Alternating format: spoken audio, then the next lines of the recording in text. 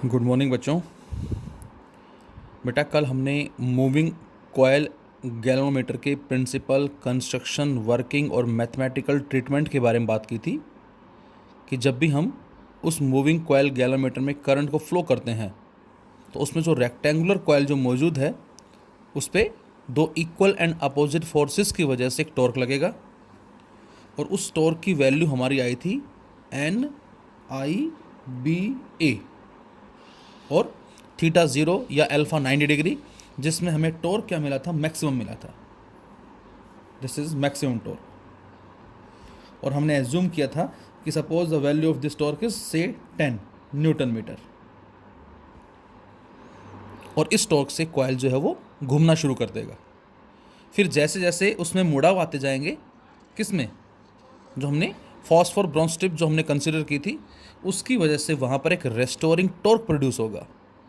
जो hair spring जो हमने कंसिडर की थी वो एक ट्विस्टेड कॉइल पे रेस्टोरिंग टॉर्क को एक्सर्ट करेगी and that restoring torque will be equal to K theta, जिसमें के को हमने नाम क्या दिया था, स्प्रिंग कांस्टेंट बोल सकते हैं इसको हम, या इसको हम restoring torque per unit twist भी बोल सकते हैं। ऑल्सो स्प्रिंग कांस्टेंट और we can say restoring torque per unit twist. ये थीटा यहाँ ट्विस्ट को रिप्रेजेंट कर रहा है, मुड़ाव को रिप्रेजेंट कर रहा है। तो इसका मतलब जैसे जैसे कॉइल घूमेगा उसके घूमने से ये चेंज होगा और इसके इंक्रीज होने से रेस्टोरिंग टॉर्क लगातार इंक्रीज होता जाएगा। कब तक इंक्रीज होगा, जब तक रेस्टोरिंग टॉर्क जो है बेटा वो इस एक्शनल टॉर्क के बराबर ना हो जाए। और बच्चों जैसे ही रेस्टोरिंग टॉर्क इस एक्शनल टॉर्क के बराबर हो गया, उस केस में हमने बात की थी कि कॉइल घूमना बंद कर देगा और उस कॉइल के साथ जो निडल अटैच है वो एक पॉइंट पे आके रुक जाएगी और वहाँ पर हम डिफ्लेक्शन को नोट डाउन कर लेंगे। तो ये हमने डिस्कस किया था। और जैसे ही हम करंट को स्विच ऑफ कर देते हैं, तो करंट को स्विच ऑफ करते ही क्या होगा बच्चों, करंट को स्विच ऑफ करते ही एक्शनल टॉर्क जो बेटा वो ज़ीरो हो जाएगा और अब रेस्टोरिंग टॉर्क के बिहाफ पे क्या होगा, वो कॉइल जो है वो अपनी पोजीशन को वापस एक्वायर करना चाहेगा। तो फिर हमने मैथमेटिकल के लिए बेटा इन दोनों को हमने कंपेयर कर लिया था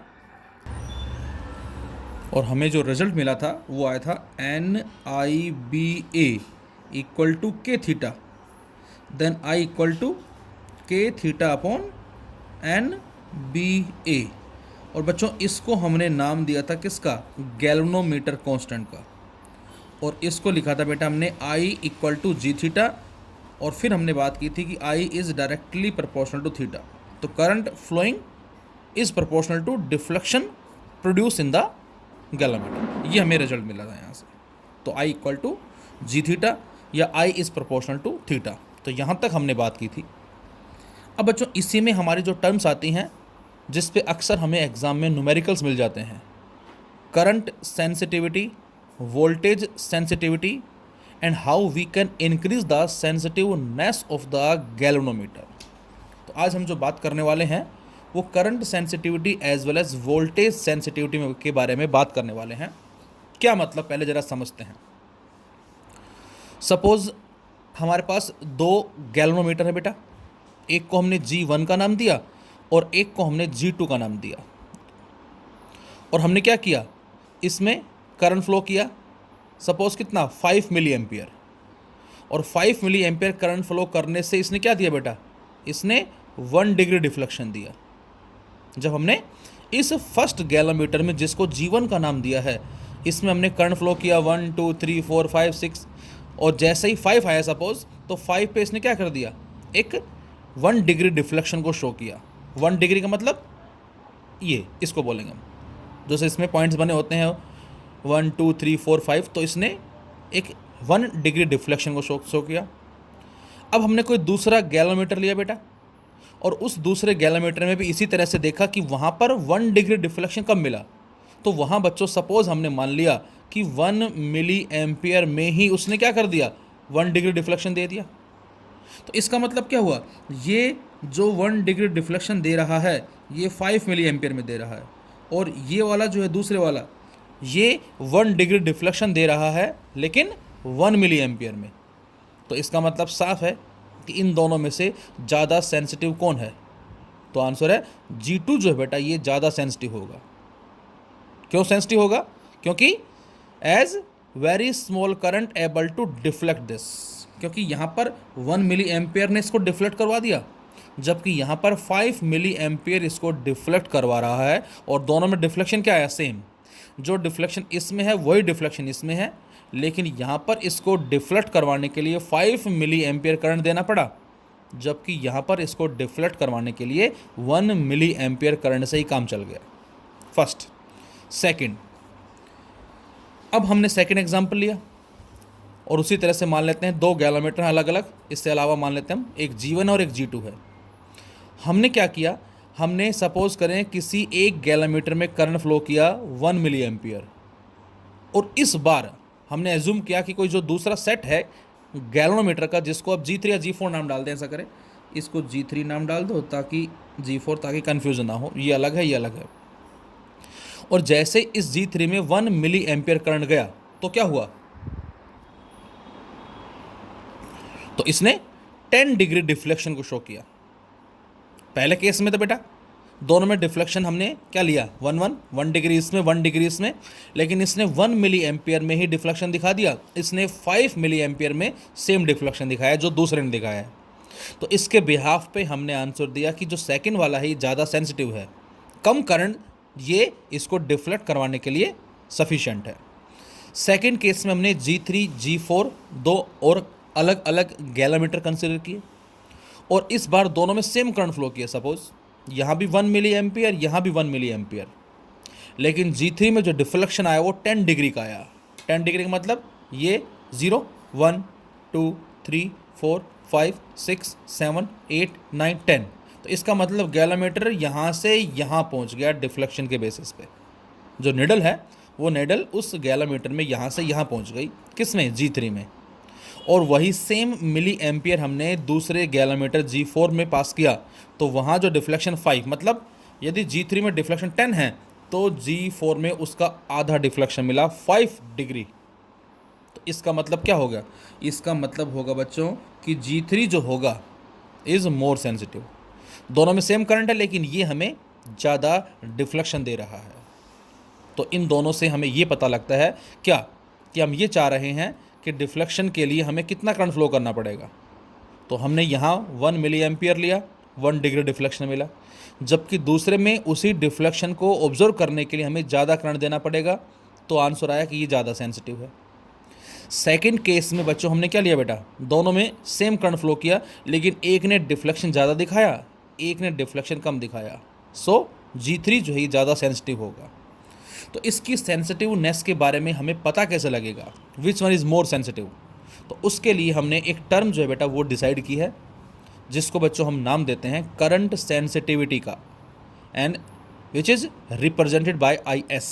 इस लेटर से हम इसको, सिंबल से हम इसको रिप्रेजेंट करते हैं। और ये होती क्या है? तो आंसर है deflection produce per unit flow of current. किसी भी गैलोमीटर में कितना डिफ्लेक्शन आएगा जब उसमें हम एक यूनिट करंट फ्लो करते हैं। मैंने deflection produced in the galvanometer when a unit current flow through it. तो डिफ्लेक्शन कितना आया पर यूनिट फ्लो ऑफ करंट। अभी अभी हमने पढ़ा है कि जो I होता है बेटा, I वो किसके बराबर आया? K theta upon NBA। तो यदि बच्चों हम इस I की वैल्यू को यहाँ पर पुट कर देते हैं, K थीटा अपॉन NB ऊपर चला जाएगा, तो थीटा से थीटा कैंसिल आउट, तो यहाँ से करंट सेंसिटिविटी की वैल्यू आ गई NBA अपॉन में K। अब आप खुद बताएं कि यदि हमें किसी भी गैलोमीटर की करंट सेंसिटिविटी को इंक्रीज़ करना है तो उसके लिए हमें क्या करना पड़ेगा? तो बच्चों आपका आंसर होगा कि सर हम उसमें नंबर ऑफ़ टर्न्स को इंक्रीज़ कर देंगे तो उससे करंट सेंसिटिविटी बढ़ जाएगी। ये तो मैंने बता दिया आपको डायरेक्ट कि इनमें से ज़्यादा सेंसिटिव कौन सा है, लेकिन एग्ज़ाम में मैथमेटिकली कैसे पता लगाएंगे हम which one is more sensitive? तो हम इस फैक्टर के बिहाफ पे पता लगाएंगे। तो करंट सेंसिटिविटी को इंक्रीज़ करने के लिए पहला पॉइंट नंबर ऑफ़ टर्न्स को इंक्रीज़ कर सकते हैं, दूसरा पॉइंट एरिया को इंक्रीज़ कर सकते हैं, तीसरा पॉइंट हम एक स्ट्रॉन्ग मैग्नेटिक फील्ड ले सकते हैं, और चौथा पॉइंट क्या होगा? K स्मॉल होना चाहिए, क्योंकि K इसके इन्वर्स है। और K क्या है बेटा? Restoring torque per unit twist है, या जिसको हम स्प्रिंग कांस्टेंट का भी नाम दे सकते हैं कि जो हमने हेयर स्प्रिंग कंसिडर किया हुआ है उसका स्प्रिंग कांस्टेंट स्मॉल होना चाहिए। अब उसका स्मॉल होना चाहिए, उसके लिए जो हम स्प्रिंग का चुनाव करते हैं, जो स्प्रिंग हम कंसिडर करते हैं वो कैसी होती है, एक सॉफ्ट स्प्रिंग होती है। तो स्प्रिंग जितनी सॉफ्ट होगी उसका के उतना स्मॉल होगा, और जिसका के स्मॉल होगा वो उतना ही ज़्यादा सेंसिटिव होगा। ये इस बात का मतलब है। और theta by I radian per ampere be the unit of current sensitivity. इसी कैटेगरी में सेकंड है बेटा वोल्टेज सेंसिटिविटी, जिसको वी एस लिखते हैं हम। ये क्या होगी, तो जैसे ये deflection produce per unit flow of current था, same deflection produce per unit flow of voltage, इसको हम बोलेंगे voltage sensitivity. And this V is the I R using Ohm's law. तो theta upon I R, are क्या है बेटा, are is the resistance किसका, उस गैलोमीटर के कॉरस्पॉन्डिंग जो है हमारे पास है। तो यहां से बेटा इस आई की वैल्यू वापस ये लिख दें, के थीटा अपॉन एन बी ए।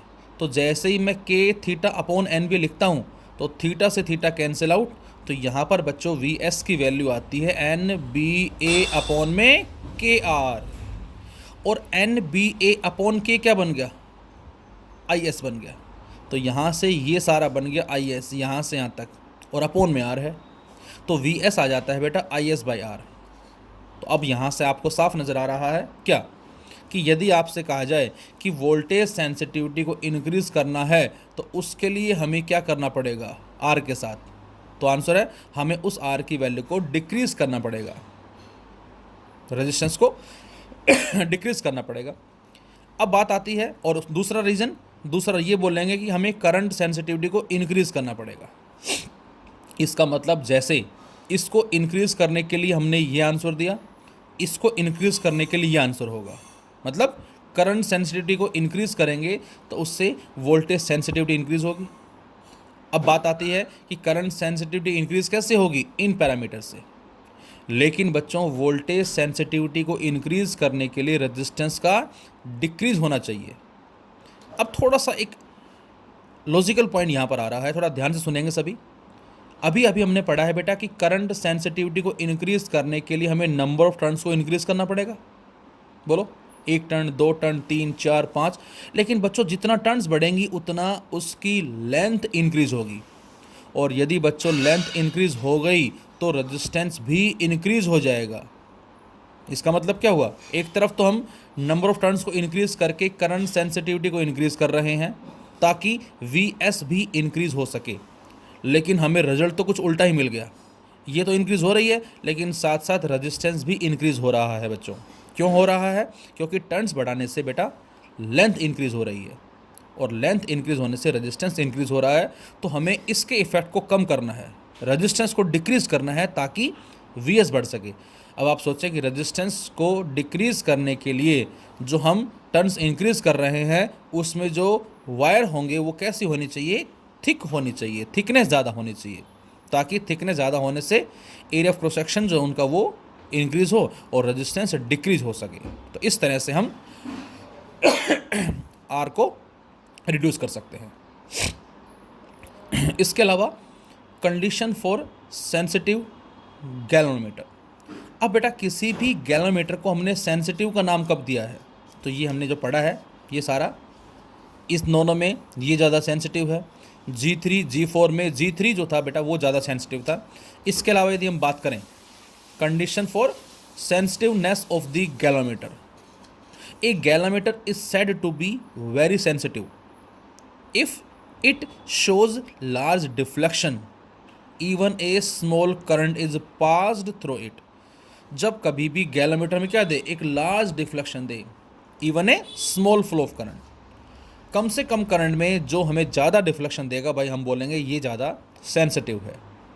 कम से कम करंट में जो हमें ज़्यादा डिफ्लेक्शन देगा वो ज़्यादा सेंसिटिव होगा। तो यहाँ से हमने क्या देखा, यहाँ पर 5 मिली एम्पेयर में डिफ्लेक्शन मिला, यहाँ पर वही डिफ्लेक्शन 1 में मिल गया, तो ये ज़्यादा सेंसिटिव है।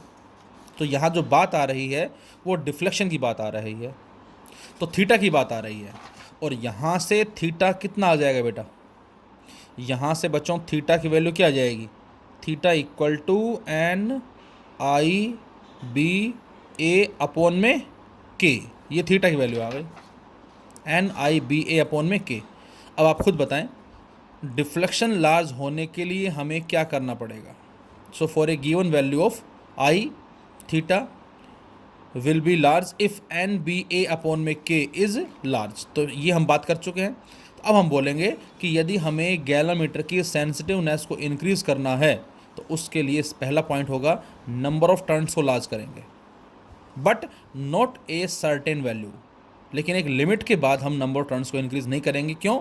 Because it increase the resistance. क्योंकि एक लिमिट के बाद जब हम टर्न्स को इंक्रीज़ करते हैं बेटा तो रेजिस्टेंस को बढ़ा देगी, और रेजिस्टेंस बढ़ने से बच्चों करंट का इफेक्ट कम हो जाएगा, करंट कम हो जाएगा, और करंट कम हो गया तो सेंसिटिवनेस डिक्रीज हो जाएगी। तो एक लिमिट तक हम इंक्रीज़ करते हैं।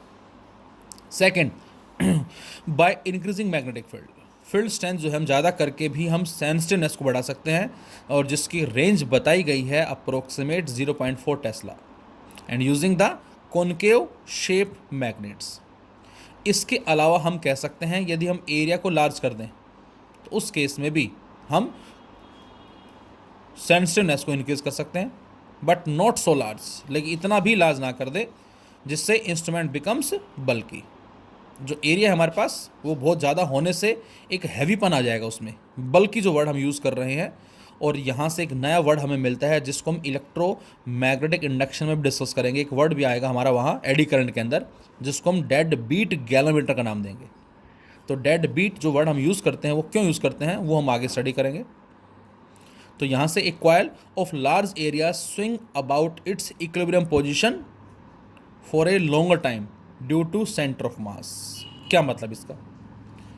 मैं आपसे कहता हूँ कि हमने दो कॉइल का सेटअप लिया, एक सेटअप ये है और एक सेटअप ये है, और मान लिया कि दोनों का मास ऑलमोस्ट सेम है। तो जब यहाँ से इस पर टॉर्क लगेगा तो ये घूमना शुरू करेंगे, और रेस्टोरिंग टॉर्क लगातार बढ़ता जाएगा। एक स्टेज आएगी जब रेस्टोरिंग टॉर्क जो है एक्सटर्नल टॉर्क के बराबर होगा, और वहाँ पर ये कॉइल रुक जाएगा, और इसके साथ जो नीडल अटैच है बेटा वो एक पॉइंट पे आके रुक जाएगी, और हम डिफ्लेक्शन को नोट कर लेंगे। डिफ्लेक्शन नोट कर लिया, लेकिन जैसे ही हम करंट को ज़ीरो कर देते हैं तो क्या होगा? रेस्टोरिंग टॉर्क के बिहाफ पे ये वापस आएगा। लेकिन बच्चों दोनों का मास सेम है, तो यहाँ पर हमारा जो कॉन्सेप्ट है कि जब नेट टॉर्क जीरो होता है तो एंगुलर मोमेंटम जो है वो कंजर्व रहता है, कांस्टेंट रहता है, and L equal to I omega. तो जितना मोमेंट ऑफ इनर्शिया ज़्यादा होगा उतना एंगुलर वेलोसिटी कम होगी, और जितना मोमेंट ऑफ इनर्शिया कम है उसकी एंगुलर वेलोसिटी उतनी ज़्यादा होगी। तो यहाँ पर हम कह सकते हैं क्या कि मोमेंट ऑफ इनर्शिया इसका लेस है, एंगुलर वेलोसिटी ज़्यादा होगी, तो ये इक्विलिब्रियम स्टेज को क्विकली एक्वायर कर लेता है, वापस जब आएगा तुरंत आ जाएगा, जबकि it will take a longer time and it will oscillates about its mean position. तो यहाँ पर जो बताया गया है हमें, a large but not so large that the instrument becomes बल्कि, a coil of large area swing about its equilibrium position for a longer time due to the concept of center of mass। तो ये हमारा कहलाता है current sensitivity as well as voltage sensitivity का concept. अब जरा एक छोटा सा हम न्यूमेरिकल ले लेते हैं इसके ऊपर बेस्ड। न्यूमेरिकल में आपसे कह रहा है बेटा the current sensitivity of moving coil galvanometer increased by. बच्चों इंक्रीज्ड बाय का मतलब ये हमने बड़े अच्छे से स्टडी किया हुआ है क्लास 11th के अंदर, 20%। When its resistance is increase by a factor 2। Resistance कितना इंक्रीज हुआ? 2। Calculate by what factor the voltage sensitivity change. तो वोल्टेज सेंसिटिविटी में कितना चेंज आएगा यदि हम करंट सेंसिटिविटी को इंक्रीज कर दे 20% और रेजिस्टेंस को फैक्टर 2, तो हमें बताना है वोल्टेज सेंसिटिविटी में कितना चेंज आएगा। तो इंक्रीज बाय 20% का मतलब क्या होगा? सीधा सीधा जो नई करंट सेंसिटिविटी होगी that is equal to 120 by 100 into I S, as I S plus 20 by 100 I S, 20% और इंक्रीज कर दिया तो ये आ जाएगा सोल्व करके हमारा 6 बाय 5 आई एस।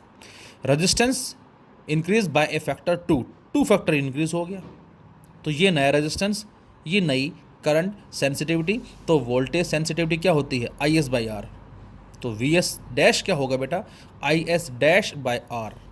और अब आई एस डैश की वैल्यू रखी हमने यहाँ 6/5 आई एस यहाँ से, और आर डैश की वैल्यू रखी हमने यहाँ से 2r, और इसको सोल्व करते हैं बच्चों तो ये हमें मिल जाता है 3/5 इंटू वी एस के बराबर। ये क्या आ गया, नई वोल्टेज सेंसिटिविटी आ गई 3/5 ऑफ वी एस, और यहाँ से साफ नज़र आ रहा है आपको कि वोल्टेज सेंसिटिविटी डिक्रीज़ हो गई, घट गई। तो उसी में परसेंटेज चेंज बताना हमें। So percentage decrease in voltage sensitivity equal to change upon original multiply 100%। Change increase हुआ है तो फाइनल माइनस इनिशियल, और डिक्रीज हुआ है तो इनिशियल माइनस फाइनल। तो ये भी हम एरर में स्टडी कर चुके हैं क्लास 11th में। V S minus we S dash upon V S multiply 100%, और इसके नीचे इसको लिखेंगे बेटा 1, माइनस इसके नीचे इसको लिखेंगे हम we S dash by V S into 100%, और we S dash by V S की वैल्यू 3/5 हम यहाँ पर रख दें और एलसीएम लेके सोल्व करें तो बच्चों आंसर आता है वोल्टेज सेंसिटिविटी डिक्रीजेज बाय 40%। इसका मतलब करंट इन सेंसिटिविटी इंक्रीज हुई, लेकिन उसके साथ साथ रेजिस्टेंस भी इंक्रीज हुआ, तो उससे इफेक्ट क्या पड़ा, उससे इफेक्ट पड़ गया वोल्टेज सेंसिटिविटी डिक्रीज हो गई। एक अक्सर क्वेश्चन हमें एग्जाम में ये वाला मिलता है, और आपके जो सैम्पल पेपर हैं उसमें भी अक्सर क्वेश्चन मिलता है ये। To increase the current sensitivity of galvanometer may not necessarily increase its voltage sensitivity, justify this statement। ये कह रहा है कि करंट सेंसिटिविटी को इंक्रीज करने के लिए ऐसा कोई ज़रूरी नहीं है कि वोल्टेज सेंसिटिविटी भी इंक्रीज हो। इसको आप कैसे एक्सप्लेन करेंगे? तो बेटा I S N B A by K, V S I S by R. तो बच्चों जब हम करंट सेंसिटिविटी को इंक्रीज करते हैं तो ऑब्वियस है वोल्टेज सेंसिटिविटी भी इंक्रीज होगी। बोलो, आई एस को इंक्रीज करेंगे तो वी एस भी इंक्रीज होगी, लेकिन इस क्वेश्चन में साफ साफ लिखा हुआ है क्या, may not necessarily increase the voltage sensitivity, ये इंक्रीज ना हो। तो इसको आप कैसे एक्सप्लेन करेंगे, जस्टिफाई करेंगे? तो अब हम बोलेंगे क्या कि करंट सेंसिटिविटी को इंक्रीज करने के लिए हम सबसे पहली बात नंबर ऑफ टर्न्स को इंक्रीज कर देंगे। अब जब नंबर ऑफ टर्न्स इंक्रीज होंगी तो क्या होगा बच्चों? तो आंसर है उससे लेंथ बढ़ेगी, और लेंथ बढ़ने से रेजिस्टेंस भी इंक्रीज होगा। तो इसका मतलब आई एस भी इंक्रीज हो गया और आर भी इंक्रीज हो गया। सपोज ये 5 टाइम्स हो गया, ये 5 टाइम्स हो गया, तो 5 से 5 कट गया, तो वी एस क्या आ गया, कांस्टेंट आ गया। तो आप क्या बोलेंगे 1 मार्क के क्वेश्चन में? इस तरह से आप बोलेंगे कि ऐसा कोई जरूरी नहीं है कि वोल्टेज सेंसिटिविटी जो है वो भी इंक्रीज हो। क्यों? तो आप देंगे आंसर कि हम नंबर ऑफ टर्न्स को बढ़ा देंगे, और नंबर ऑफ टर्न्स को बढ़ाने से क्या होगा बेटा, आई एस जो है वो इंक्रीज हो जाएगा, और उसकी वजह से रेजिस्टेंस भी इंक्रीज होगा, लेकिन V S equal to I S by R वो क्या रहेगा, कांस्टेंट रहेगा। Thank you.